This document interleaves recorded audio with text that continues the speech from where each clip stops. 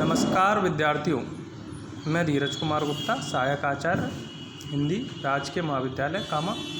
हिंदी की ऑनलाइन शिक्षण कक्षाओं में आप सभी का स्वागत है। इससे पूर्व में हमने देखा कि एक तरफ चंद्रगुप्त का भी प्रस्थान हो चुका है, जो शकराज के शिविर में जाने के लिए ध्रुव स्वामिनी का रूप धारण करेंगे।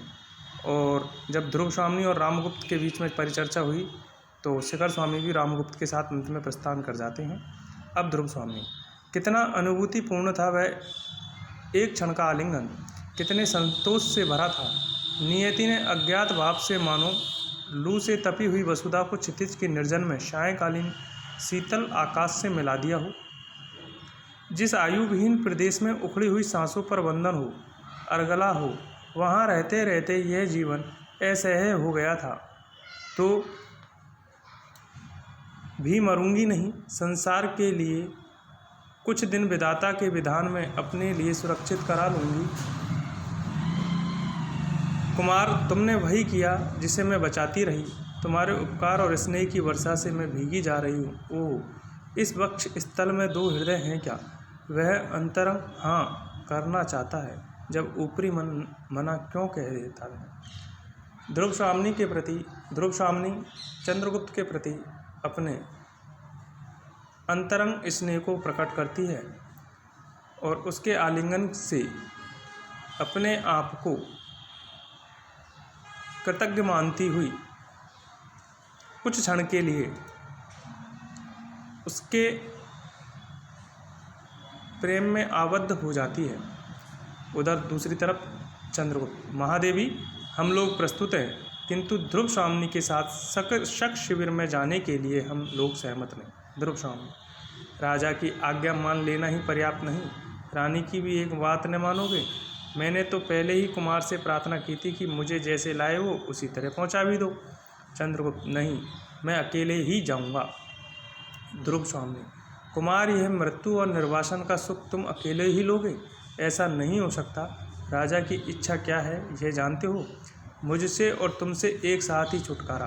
तो फिर वही क्यों न हो, हम दोनों ही चलेंगे।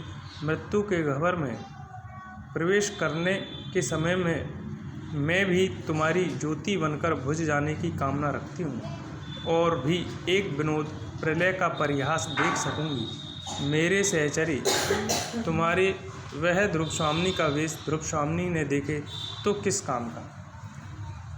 क्योंकि इस समय जो चंद्रगुप्त था वह ध्रुव स्वामिनी के वेश में ध्रुव स्वामिनी के सामने खड़ा हुआ था और ध्रुव स्वामिनी भी उसको देखना चाहती थी, और ध्रुव स्वामिनी चंद्रगुप्त के साथ ही शकराज के शिविर में जाना चाहती थी। दोनों हाथों से चंद्रगुप्त का चुप पकड़ करण देखती है। चंद्रगुप्त, तो फिर चलो। सामंत कुमारों के आगे आगे मंदाकिनी का भी गंभीर स्वर में गाते हुए प्रवेश। पैरों के नीचे जलधर हो, बिजली से उनका खेल चले। संकीर्ण कगारों के नीचे शत शत झरने बेमेल चले। सन्नाटे में हो विकल पवन, पादप निज पद हो चूम रहे। तब भी गिरिपथ का अथक पथिक, ऊपर ऊंचे सब झेल चले। पृथ्वी की आंखों में बनकर छाया का पुतला बढ़ता हो। सुनतम हो ज्योति बना, अपनी प्रतिमा को गढ़ता हो। पीड़ा की धूल उठाता सा, बाधाओं को ठुकराता सा। कष्टों पर कुछ मुस्काता सा, ऊपर ऊंचे सब झेल चले। खिलते हो छत के फूल वहाँ, वन व्यथा तमिश्रा के तारे। पद पद पर तांडव नृत्य हो, स्वर संतक हो लय सारे। भैरव रथ से हो व्याप्त दिशा, हो काँप रही वह चकित निशा। हो स्वेद धार भई कपीशा, ऊपर ऊंचे सब झेल चले। विचलित हो अचल ने मौन रहे, निष्ठुर संगार उतरता हो। क्रंदन कंपन ने पुकार बने, निज साहस पर निर्भरता हो।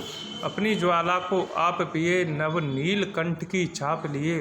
विश्राम शांति को शाप दिए, ऊपर ऊंचे सब झेल रहे। इस प्रकार